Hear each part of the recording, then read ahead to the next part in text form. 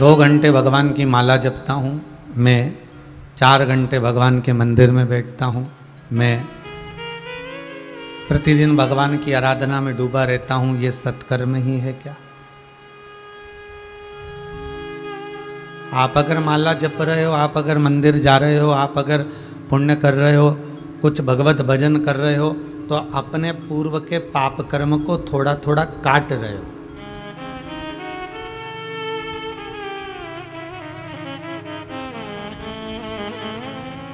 गर्ग संहिता कहती है, आप जितने कदम चलकर मंदिर में पहुंचते हो, आप जितने कदम चलकर भगवत स्मरण में पहुंचते हो, आप जितने कदम चलकर भगवान की कथा तक या भगवान की भक्ति तक पहुंचते हो, उतने पाप आप जो पूर्व में कर कर आए हो, गर्ग संहिता कहती है, वो धीरे धीरे आपके चलने से, भगवत भजन की ओर बढ़ने से कटते चले जाते हैं।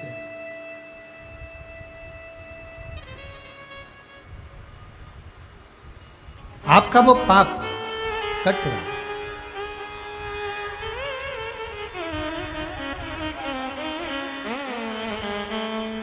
कोई बिलख रहा है, कोई बिलख रहा है, कोई कष्ट में है, बहुत बहुत दुखी है, और उसके दुख का निवारण अगर आपने कर दिया तो यही सत्कर्म। एक भजन किसी ने गाया है, बड़ा सुंदर है, कभी प्यासे को पानी पिलाया नहीं, बाधु अमृत पिलाने से क्या फायदा। अर्थात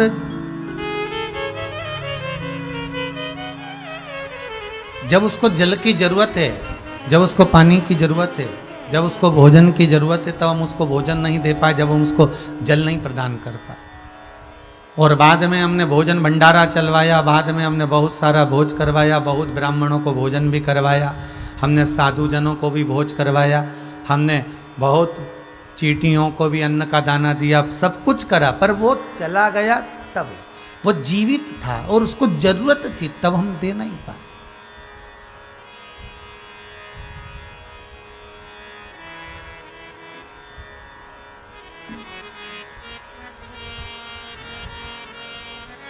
तब हम पहचान नहीं पाए और उसको हम अच्छा कुछ प्रदान कर नहीं पाए। बक्सर बिहार वाले मिश्रा जी, आप अगर कथा सुन रहे हैं तो बड़े ध्यान से सुनिएगा। ये जो व्यक्ति सत्कर्म करता है, मंदिर जा रहे हो ये आपका कर्म, माला जप रहे हो ये आपका कर्म, अगरबत्ती लगा रहे हो ये आपका कर्म है।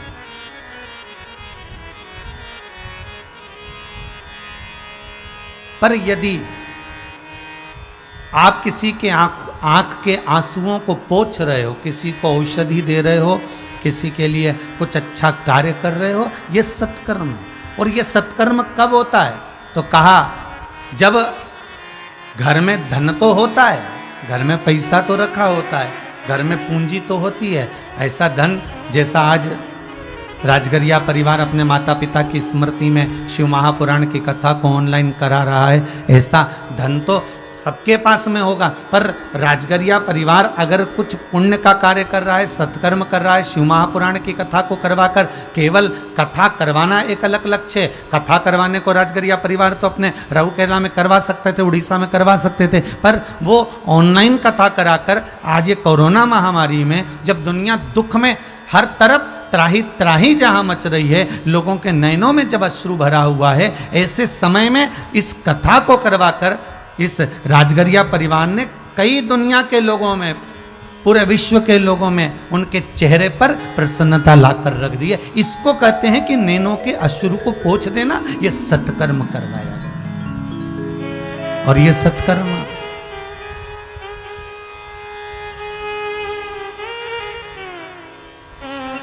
जब होता है तो हमारे पूर्वजों की कृपा, माता पिता की कृपा, घर के बुजुर्गों की कृपा और उस पूर्ण परम ब्रह्म परमात्मा की कृपा होती है, तब जाकर ये सत्कर्म हो पाता है।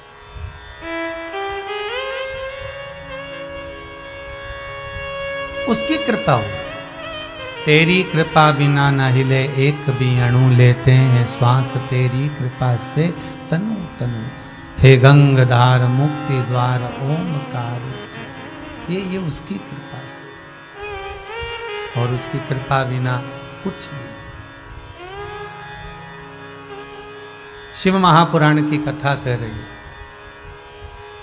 शंकर की कथा कर रही है, शंकर का अनुमोदन कर रहा है, शिव महापुराण का स्मरण कर रहा है। अगर एक क्षण के लिए भी हम भगवान की भक्ति में बैठ रहे हैं और जन कल्याण के लिए, जगत के हित के लिए बैठ रहे हैं, तो समझ लेना कि आप सत्कर्म की ओर अग्रणी हो।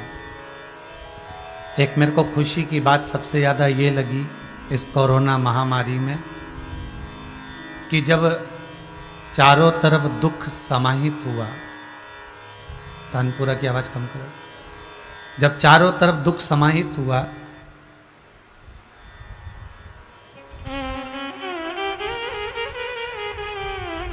इस वायरस ने त्राही त्राही मचाई, तो हर जगह के जितने भी, चाहे जिस धर्म का व्यक्ति, चाहे जिस वर्ण का व्यक्ति,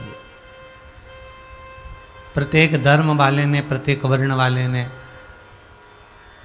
भगवान को पुकारा जरूर है कि प्रभु अब बहुत हो गया, अब थोड़ा ये जगत के लोगों को श्वास प्रदान कर दीजिए, सांस दे दीजिए, थोड़ी सी श्वास दे दीजिए, बहुत हो गया।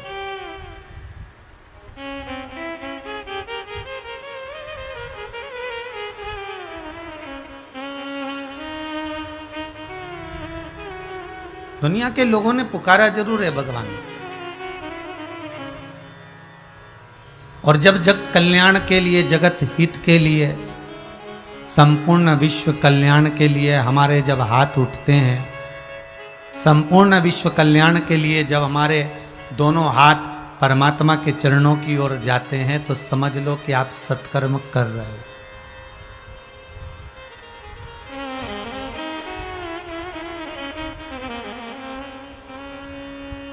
बहुत छोटी सी बात है, समझ जाएं तो अच्छा है। प्रतिदिन जब तक ये वायरस समाप्त नहीं होता, कोरोना महामारी समाप्त नहीं होती, प्रतिदिन आपके घर में जो मंदिर है, देवालय है, पूजन स्थल है, ठाकुर जी बैठ रहे हो, चाहे राम जी बैठ रहे हो, चाहे देवी जी बैठ रही हो, चाहे शंकर जी बैठ रहे हो, जो भी आपके यहाँ विराजमान हैं, उनके चरणों में जाकर 2 मिनट के लिए ओम अक्षर का नाद करना, या श्री शिवाय नमस्तुभ्यम बोल लेना, या भगवान शंकर से विनती करना, सर्व जगत हित के लिए, संपूर्ण विश्व कल्याण के लिए।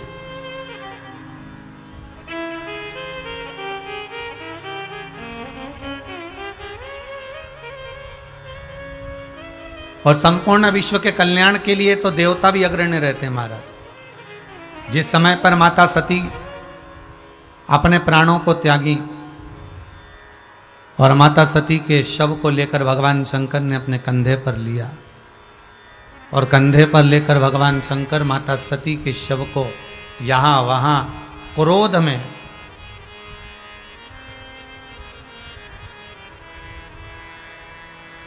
घूमने लगे, तब स्वयं भगवान विष्णु सम्मुख में आकर खड़े हो गए, और भगवान विष्णु ने देखा कि सती के शव को लेकर भगवान भूत अधिपति भूतनाथ भगवान शंकर, कैलाशी अविनाशी शिव क्रोध में लाल होकर जहां तहां भ्रमण कर रहे हैं।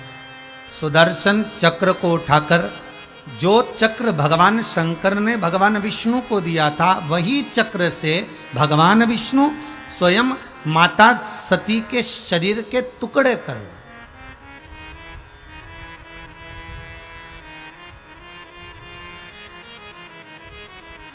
और माता सती के शरीर के टुकड़े करे, और वह टुकड़े जहां जहां पर गिरे वो शक्तिपीठ बन गए। तो भगवान ब्रह्मदेव ने, भगवान ब्रह्मा ने भगवान विष्णु से जाकर, भगवान नारायण से जाकर एक प्रश्न किया। भगवान विष्णु से पूछा, प्रभु ये बताओ कि आपने ये गलत काम नहीं किया क्या कि माता सती के टुकड़े कर दिए आपने? आपने मां जगतजननी जगदम्बा माता सती के शरीर के टुकड़े करे हैं, दाक्षायणी के शरीर के टुकड़े करे हैं, ये अच्छी बात नहीं है, ये श्रेष्ठता नहीं है आपकी। भगवान विष्णु कहते हैं अगर जग कल्याण के लिए, जगत हित के लिए, जग कल्याण के लिए मैंने यह सब किया, और जग कल्याण के लिए अगर थोड़ा सा दुख सहन करना भी पड़ जाए तो सहन करूं।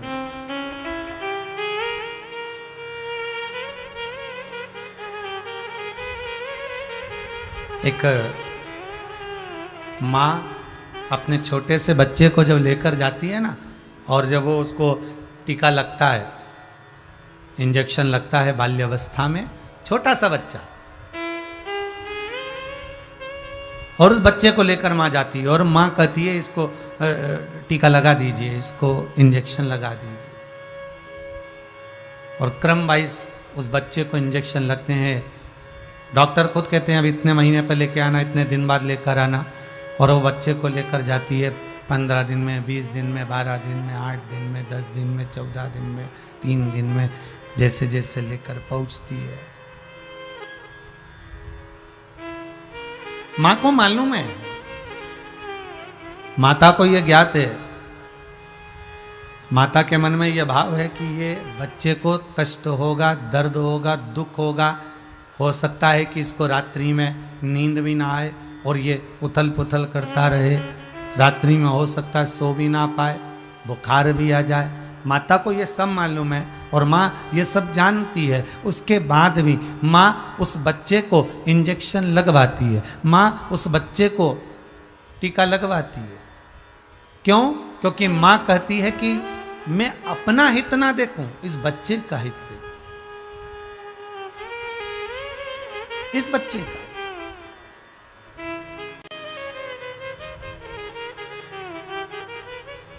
थोड़ा लगेगा जरूर। आज अगर संपूर्ण भारत की भूमि पर पुलिस प्रशासन थोड़ा सा प्रेशर दे रही है, घर में रहो, बाहर मत निकलो, दरवाज़ा बंद कर कर रखो, थोड़ा दुकानें बंद कर कर रखो, तुम अपने घर में रहो, थोड़ा उनका क्रोध दिख जरूर रहा है, पर इससे फायदा आपका है। प्राण रहेंगे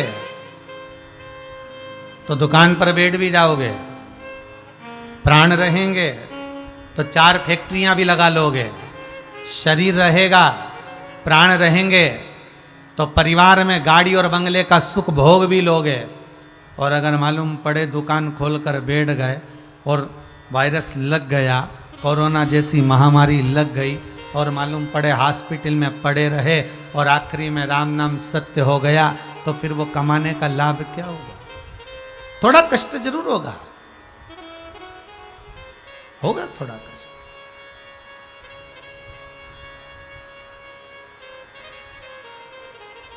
पर जग कल्याण के लिए, जगत हित के लिए अगर थोड़ा दुख भी सहन करना पड़ जाए तो चले।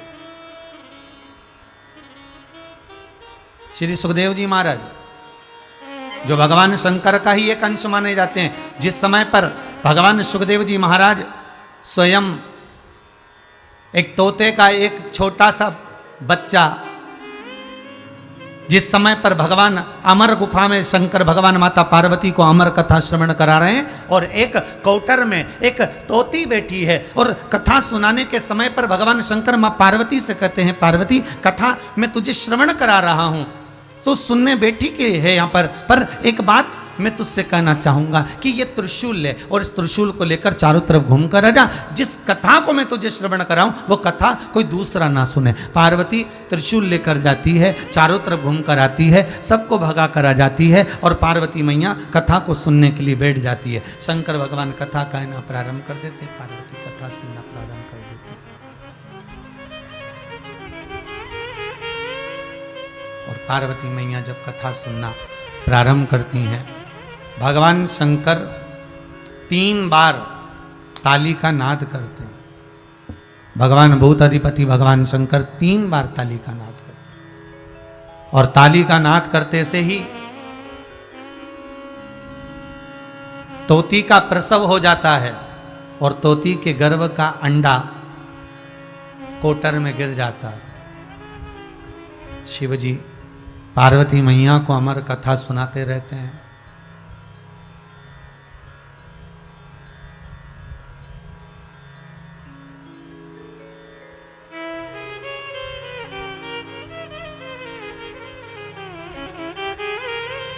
और ये वही अमर कथा है जो भगवान शंकर बड़े भाव से अपने हृदय चित्त में धारण कर रखे थे। पार्वती मैया श्रवण करती है, पर कुछ देर बाद माता पार्वती के नैनों में निंद्रा समाहित हो जाती है, मां सो जाती है। कल एक कथा में विराम पर एक छोटा सा भजन की लाइन गाई थी कि पाप करंता हसे ये मनवा, जाप करंता रोवे। पाप करंता हसे ये मनवा, जाप करंता रोवे। काम क्रोध में निस दिन जागे, कथा कीर्तन सो। ऐसी फूटी गई तकदीर, कहो ना कैसे तारो।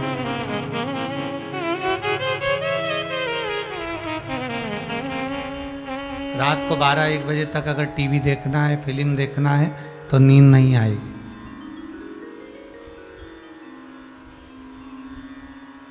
12-1 बजे तक नाटक देखना है, फिल्म देखना है, सीरियल देखना है तो नींद नहीं आएगी। और मालूम पड़े किसी ने ले जाकर तुमको सुंदरकांड के पाठ में बिठा दिया, क्योंकि ज्यादातर जगह जगह पर सुंदरकांड का जो पाठ होता है ना, वो रात को ही होता है, फ्री समय पर।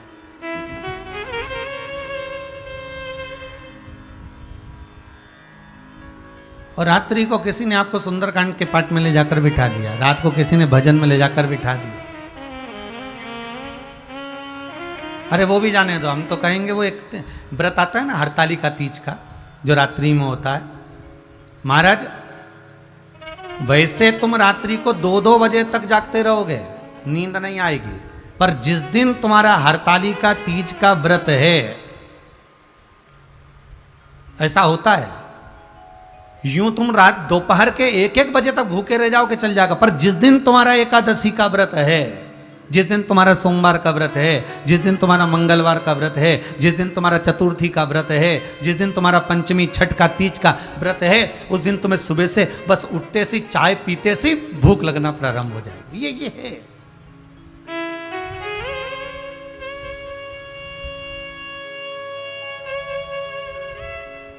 ऐसे आप रात को 12-12 बजे तक 1-1 बजे तक जगते रहो, पर हरतालिका तीज के दिन जैसे ही पूजन का दिन आता है, रात्रि जैसे जैसे शाम पहली पूजन हुई, दूसरी पूजन हुई और मालूम पड़े नैनों में नींद समाहित होने लगती है। आप कहीं पर जाओ सत्संग में, भजन में, कीर्तन में, रात्रि के समय पर बैठे बस नींद आना प्रारंभ हो जाएगी। पर जहाँ वो कहे ना कि भाई ऐसा क्यों होता है, उसका कारण क्या है। लोग शादी में डीजे पर कितना नाचते हैं, नींद नहीं आती, और भजन में बैठते हैं और नींद आने लगती है, कथा में बैठे और नींद आने लगती है। उसका एक कारण ये भी हो सकता है क्योंकि नींद हमेशा अच्छी जगह पर ही आती है, नींद हमेशा मखमल के गादी तकिए पर ही आती है, नींद हमेशा डनलप के गद्दे पर ही आती है, नींद हमेशा सुकून की जगह पर ही आती है। और ये डीजे, ये डिस्को, ये नाटक, ये सीरियल, ये फिल्में, ये जितनी भी हैं, ये सेज सुख की नहीं है, ये मखमल के गादी तकिया नहीं है, ये कांटों की सेज है। इसलिए नाटक में, सीरियल में, डिस्को में, पार्टी में, शादियों में नींद नहीं आएगी, पर सत्संग में, भजन में, कीर्तन में, स्मरण में, नामावली में नींद आएगी, क्योंकि वो मखमल की सेज हो जाती है, वो भगवान की गोद हो जाती है। और भगवान की गोद में जब मनुष्य बैठता है तो उसको आनंद की अनुभूति हो जाती है।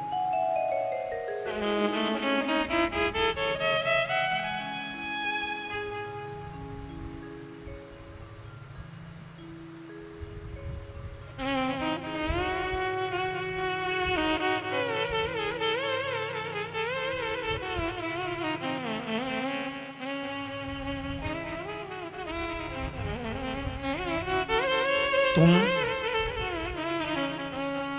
भगवान की पूजा और आरती मशीनों के भरोसे पर छोड़ दिए। अभी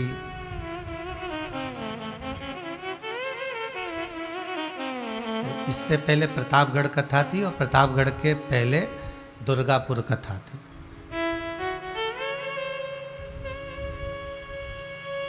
कैलाश अग्रवाल कथा को अग्रवाल परिवार कराया था।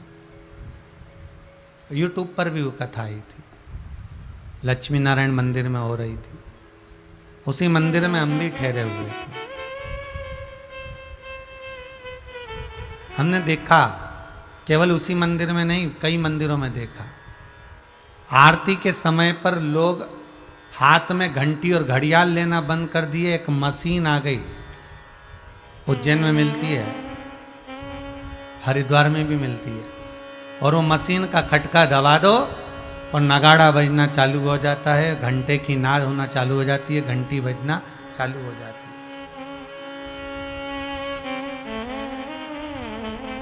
विचार करिए जरा, हमने आरती और पूजन को मशीनों के बल पर छोड़ दिया, इसलिए उस परमपिता परमात्मा ने भी तुमको वेंटिलेटर के बल पर छोड़ दिया।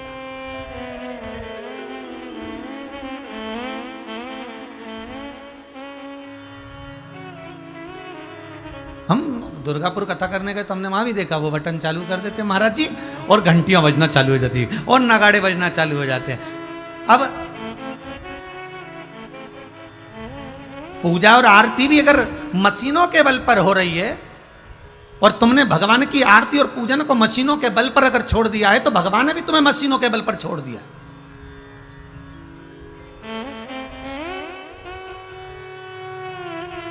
और भगवान भी कह रहा है छोड़ दे इसको वेंटिलेटर पर, मशीनों के। इसने मेरी पूजन को, मेरी आरती को, मेरे भजन को, मेरे कीर्तन को, मेरे नाम स्मरण को, मेरी भक्ति को केवल मशीन का एक ठिकाना बना रखा है।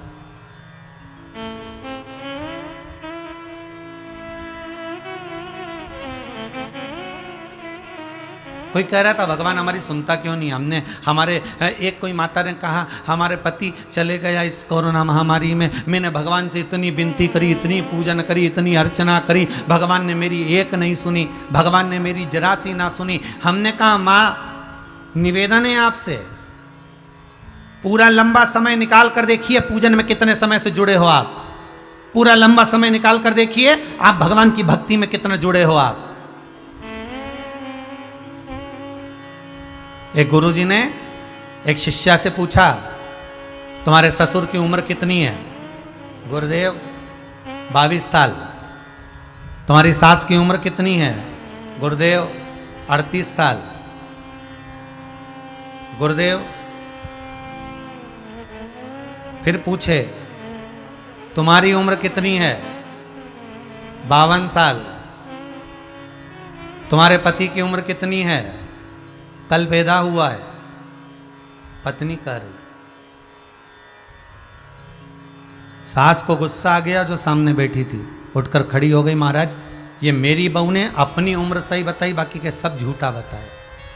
ससुर 22 साल का है, मैं 38 साल की हूं, इसका पति कल पैदा हुआ तो शादी किसके साथ हुई इसकी? इसने केवल अपनी उम्र सही बताई, बाकी की सारी उम्र गलत बताई। गुरुजी हाथ जोड़कर बोले माँ आप बैठ जाओ, गुस्सा मत करो, मैंने आपकी बहू से आपकी उम्र पूछी है और वो उम्र नहीं जो तुम्हारी है, मैंने आपकी बहू से केवल वो उम्र पूछी है कि कौन कितने समय से भगवान की सेवा में लगा है।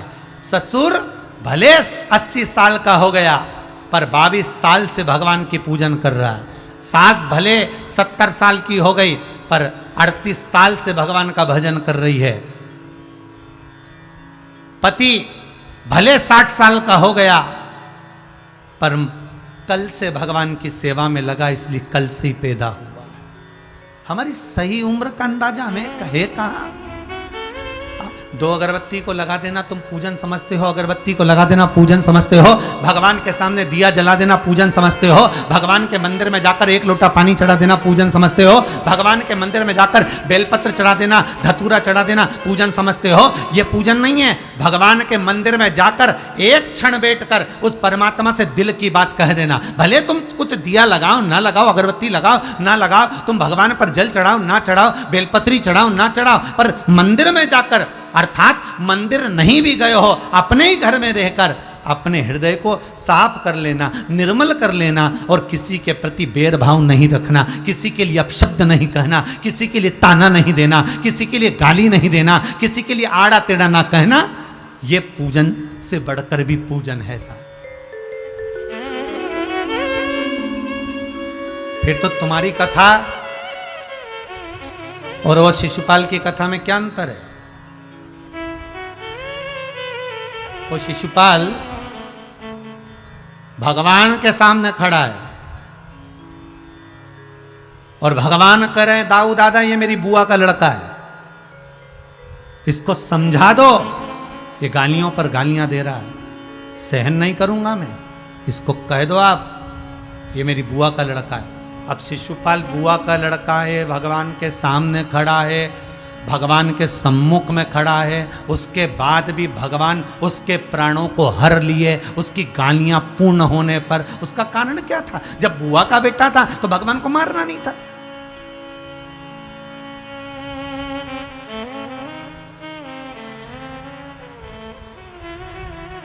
जब भगवान कृष्ण के सामने खड़ा था तो भगवान को मारना नहीं था, क्योंकि भगवान सम्मुख में, फिर क्यों मारा?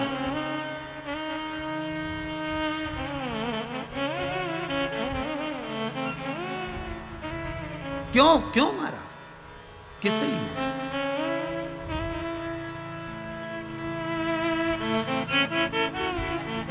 भगवान कह रहे हैं दिखावे की पूजन ना हो,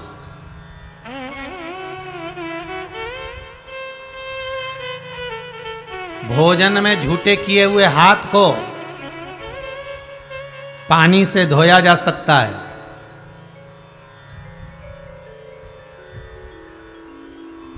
भोजन करते समय सब्जी में भिड़े हुए कपड़े को साबुन से धोया जा सकता है, पर कमाई करते समय झूठे किए हुए हाथ को 1 रुपये को 2 रुपये बनाते समय, कमाई करते समय झूठे किए हुए हाथ को ना तो पानी से धोया जा सकता है ना साबुन से धोया जा सकता है। ये झूठे किए हुए हाथ केवल सत्संग से ही धुल सकते हैं, केवल भगवान की भक्ति। तो फिर वही वाली बात याद कर लीजिए, धन होगा तो चोरों की नजर जरूर होगी, सुंदरता होगी तो लुच्चों की नजर जरूर होगी, और अगर हृदय में शंकर की भक्ति होगी तो उस महादेव की नजर तुम पर जरूर होगी, ये पक्का है। उस नजर को आपके ऊपर रखना। तो हमें कपड़े कैसे पहने उससे मतलब नहीं रखना, हमें वस्त्र कैसे पहने उससे मतलब नहीं रखना, हमें भीतर से साफ होना, हमें अंदर से साफ होना, हमें भीतर से निर्मल होना।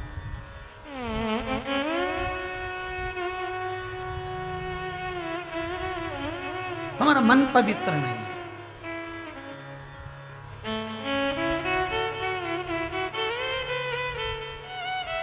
हमारा मन पवित्र।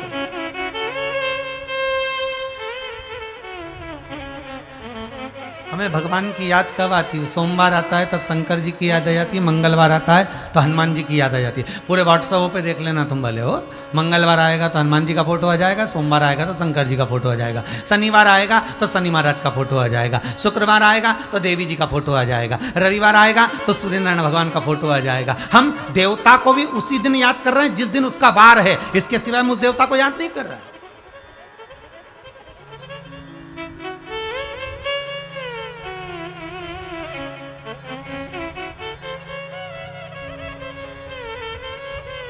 हमने देवताओं को भी वार के बारे में बांट लिया है। सोमवार है, शंकर जी को याद कर लो, आज सोमवार है, मैं शंकर जी के मंदिर जाऊंगी, आज सोमवार है, मैं शंकर की आराधना करूंगी, आज सोमवार है, मैं शिव का स्मरण करूंगी।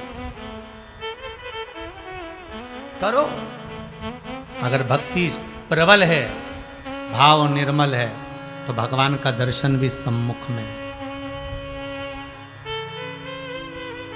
कल समीर जी के मोबाइल पर बहुत सारे लोगों ने अपने अपने फोटो डाले।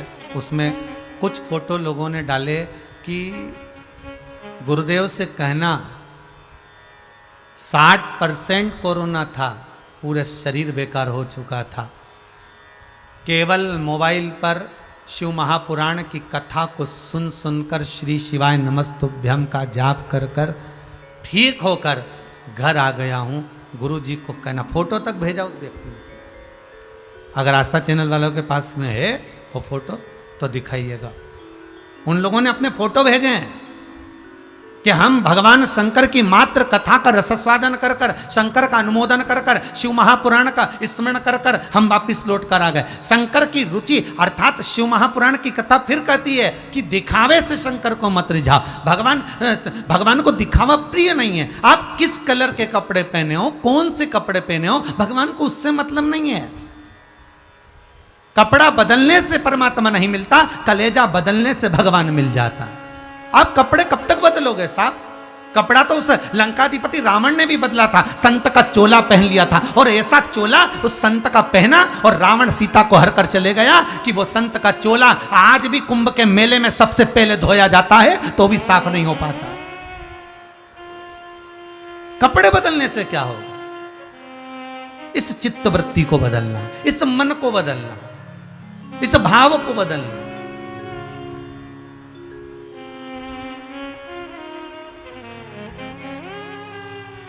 आप उसको रिझाओ, मिलेगा।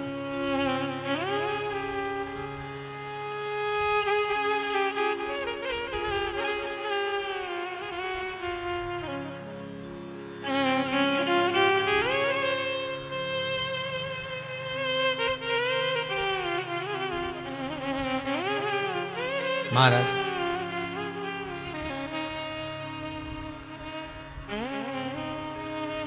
हे मंत्र महामंगलकारी, ओम नमः शिवाय, ओम नमः शिवाय। हे मंत्र महामंगलकारी, ओम नमः शिवाय, ओम नमः शिवाय।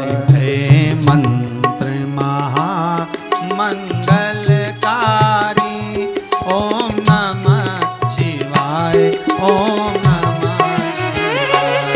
हे मंत्र महामंगलकारी, ओम नमः शिवाय, ओम नमः शिवाय।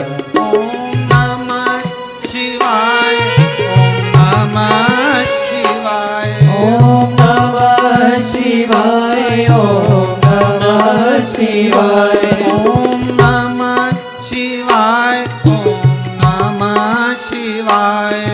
ओम नमः शिवाय, ओम नमः शिवाय, ओम नमः शिवाय, ओम नमः शिवाय। ओम नमः शिवाय, ओम नमः शिवाय, ओम नमः शिवाय, ओम नमः शिवाय। हे मंत्र मंगलकारी, ओम नमः शिवाय, ओम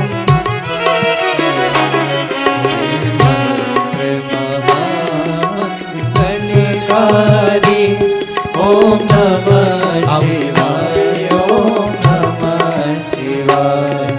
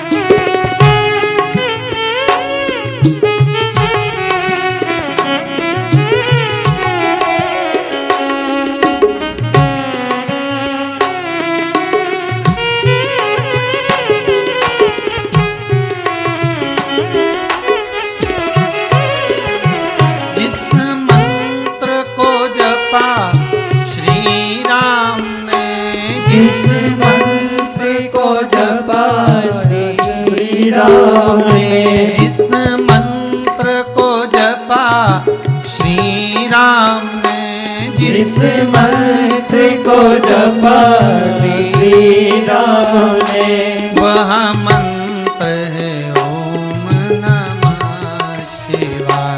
वह मंत्र है ओम नमः शिवाय। हे मंत्र महामंगलकारी ओम नमः शिवाय ओम नमः शिवाय। हे मंत्र महामंगलकारी ओम नमः शिवाय ओम नमः शिवाय। ओम नमः शिवाय ओम नमः शिवाय ओम नमः शिवाय ओम नमः शिवाय। ओम नमः शिवाय ओम नमः शिवाय ओम नमः शिवाय ओम नमः शिवाय। ओम नमः शिवाय ओम नमः शिवाय ओम नमः शिवाय ओम नमः शिवाय। हे मंत्र महामंगलकारी ओम नमः शिवाय ओम नमः शिवाय। हे मंत्र महामंगलकारी ओम नमः शिवाय ओम नमः शिवाय।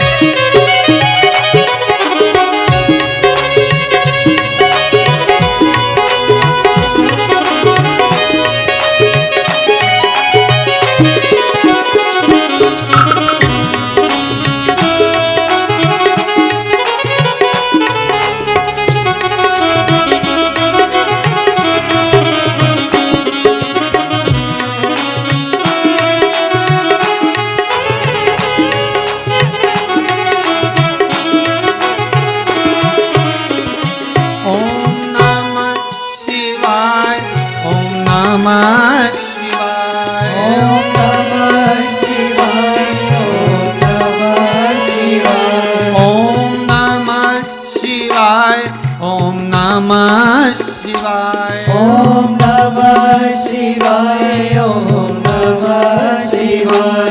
हे मंत्र महामंगलकारी ओम नमः शिवाय। ओम नमः शिवाय। हे मंत्र महामंगलकारी ओम नमः शिवाय। ओम नमः शिवाय। ओम नमः शिवाय। ओम नमः शिवाय। ओम नमः शिवाय। ओम नमः शिवाय। ओम नमः शिवाय। ओम नमः शिवाय। ओम नमः शिवाय। ओम नमः शिवाय। भगवान का ये मूल मंत्र जपने वाला, जपाने वाला, नित्य भगवान का स्मरण चित्त धारण करने वाला कभी भटक नहीं सकता।